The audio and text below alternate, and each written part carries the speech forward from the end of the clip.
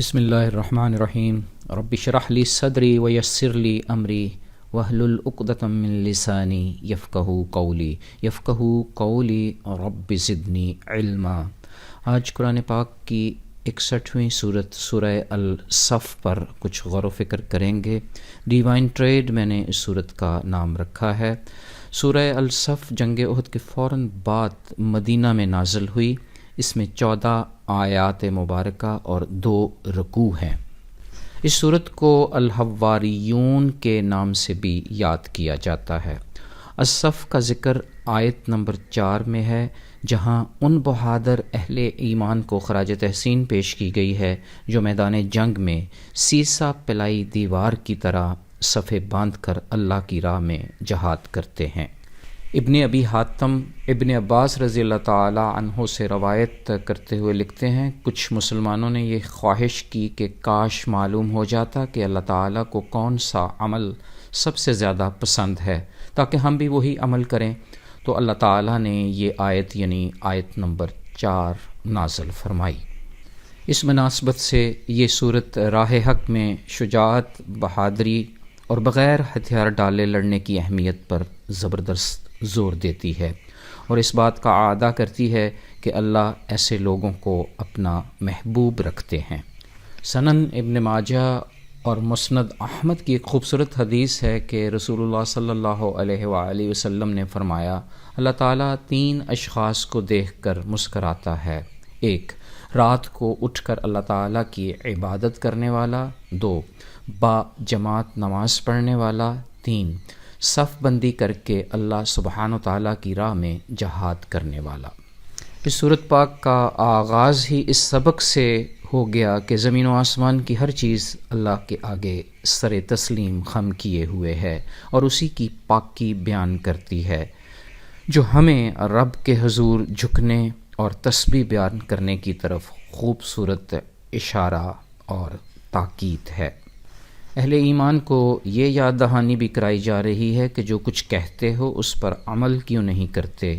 اللہ کے ہاں یہ نہایت نامعقول بات ہے کہ جو کچھ تم کہتے ہو اس پر عمل نہیں کرتے۔ عمل نہ کرنے والوں پر سرزش ہے۔ ایمان اور منافقت دونوں اکٹھے نہیں چل سکتے۔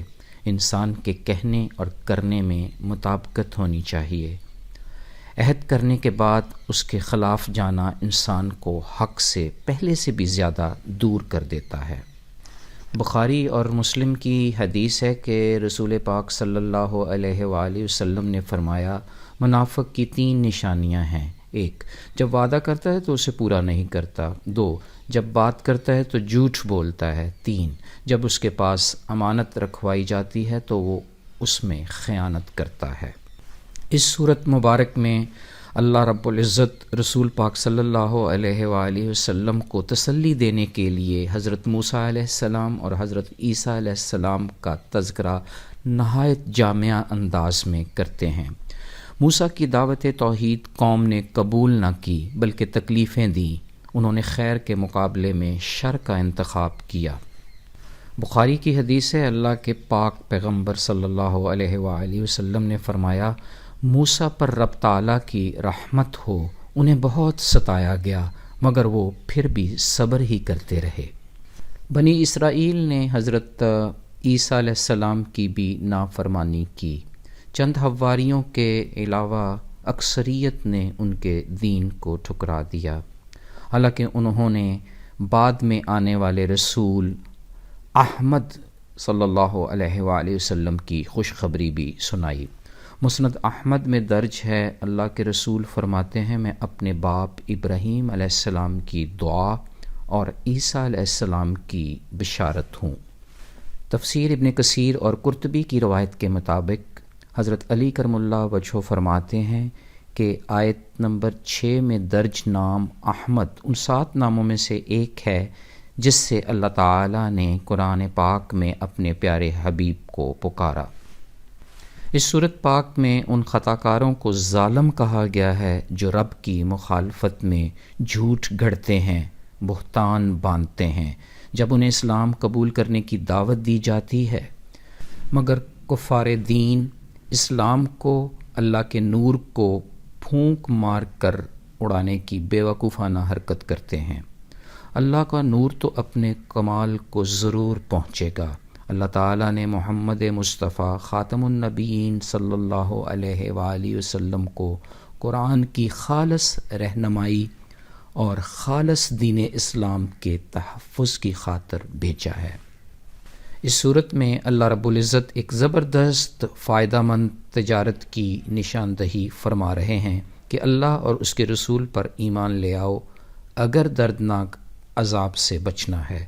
خدا کی راہ میں اپنی جان و مال سے مشقت کرو، خدا آپ کے گناہ معاف فرما دے گا اور جنت کے باغوں میں جگہ دے گا۔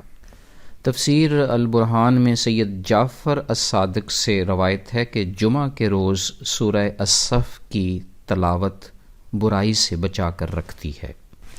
اس صورت میں اہل ایمان کو رب کے مددگار بننے کی نصیحت کی جا رہی ہے، بالکل ویسے ہی جیسے حضرت عیسیٰ علیہ السلام کے حواریوں نے دین کے معاملہ میں ان کا خوب ساتھ دیا تھا، جیسے خدا نے ان کی مدد فرمائی تھی اور انہیں فتح نصیب ہوئی تھی، ویسے ہی اہل ایمان کے لیے خوشخبری ہے کہ اللہ ان کی مدد فرمائے گا اور کامیابی عطا کرے گا۔